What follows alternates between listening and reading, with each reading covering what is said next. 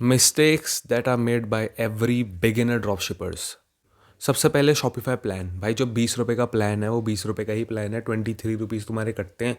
पहले जब तुम वो प्लान लोगे तो एक 5,000 रुपये का मैंडेट आता है कि भाई वो कटेगा क्या नहीं कटेगा, वो मैंडेट है, यानी वो बाद में जाके कटेगा जब 5,000 का बिल बन जाएगा, 1 महीने के बाद अगर बिल बनेगा तो।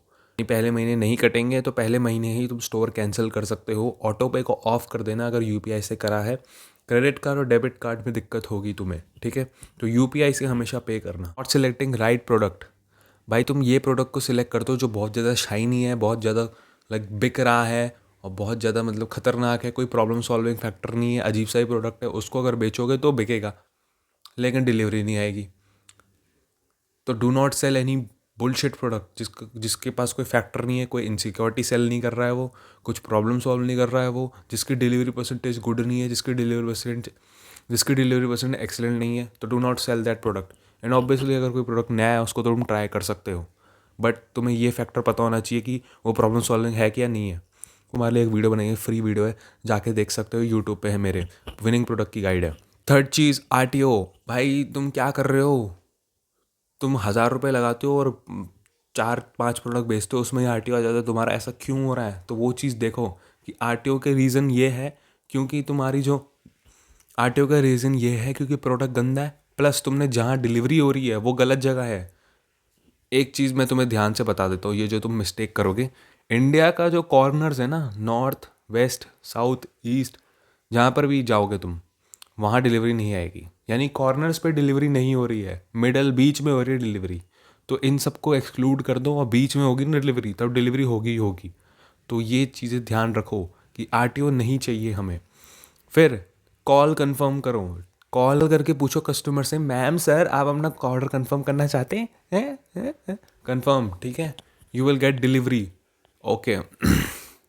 फिर fourth, not hiring a mentor. Not hiring a mentor who will teach you right things. तो पता है फेसबुक एड्स के बारे में जो तुम यूट्यूब से देख के सीख रहे हो? तुम्हें कुछ पता है फेसबुक एड्स के बारे में? बताओ मुझे, प्रॉफिट बना लिया तुमने?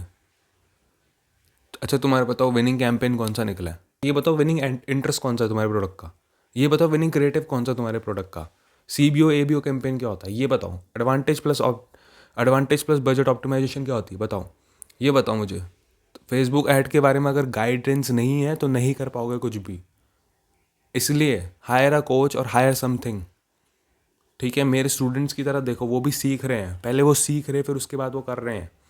आपको मुझसे सीखनी है तो you can DM me on Instagram. बाकी पैसे वेस्ट मत करो अगर कुछ नहीं पता है ड्रॉप शिपिंग में, तो you will always lose money अगर तुम्हें कुछ नहीं पता है तो। लेकिन अगर फिर भी हो रहा है कि यार नहीं इतने पैसे नहीं है, तो एडवांटेज बस ऑप्टिमाइजेशन कर दो, उसमें पता नहीं जो तुम्हारी सेल आएगी कि नहीं आएगी। ओ हायर अ मेंटोर, मैं ये नहीं कह रहा ज़रूरी है, बट सीखो यार।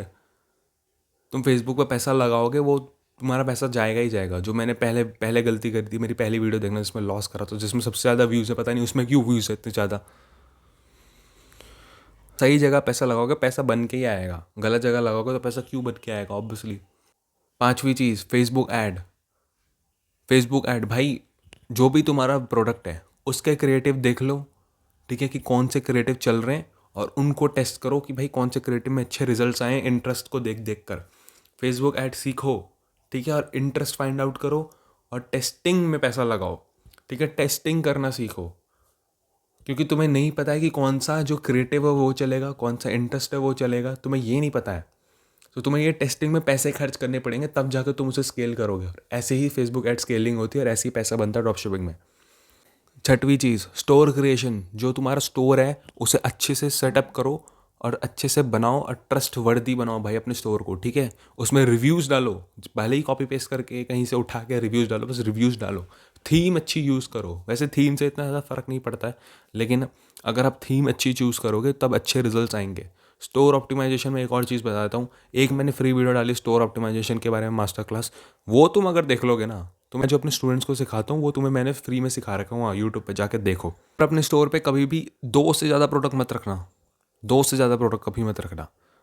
और दूसरा प्रोडक्ट अगर तुम्हारा सिंगल प्रोडक्ट का है तो दूसरा जो प्रोडक्ट होगा वो उसे अपसेल करेगा, उसके साथ कैटेगराइज करेगा, उसके साथ उसकी एओवी बढ़ाएगा, उसे अपसेल करेगा, उसको कॉम्प्लीमेंट करना चाहिए, तभी तुम्हारी बिक्री होगी। वरना दो अलग प्रोडक्ट रखोगे, पिक्सल ट्रैक नहीं होगा, गलती हो जाएगी और सेल्स नहीं आएंगी, स्केलिंग नहीं होगी। बाय। सो इन सारी चीज़ों को ध्यान रखो और पैसा मत गवाओ, ठीक है, पैसा मत गवाओ। फिर तुम रोपोसो क्लाउड को बोलोगे यार ये तो गलत प्लेटफॉर्म है, वो गंदा प्लेटफॉर्म है, तुम्हारी एड्स चल ही नहीं रही, तुम्हें आता ही नहीं है कुछ, तुम्हें पता ही नहीं, तुम्हारे पास गाइडेंस ही नहीं है, चले ही जा रहे हो चले ही जा रहे हो, तुम्हें ये तक नहीं पता कि भाई शॉपिफाई का प्लान कैसे लेना है। इतने दिन मेरे को मैसेज आते रहते हैं, ये शॉपिफाई का वो हो गया, ये हो गया, वो हो गया, 500 5,000 कट जाएंगे, ये तुम्हें यही नहीं पता। तुम चले आए बड़े ड्रॉपशिपर बनने, भाई ऐसे